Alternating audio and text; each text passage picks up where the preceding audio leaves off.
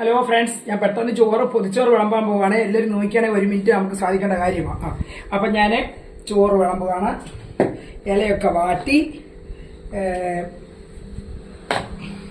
അപ്പം നമ്മൾ ചോറ് വിളമ്പി കഴിഞ്ഞു. പൊതിച്ചോറിന് അത്യാവശ്യമായിട്ട് നമുക്ക് വേണ്ട സ്വല്പം ഉപ്പ് തളിക്കണം.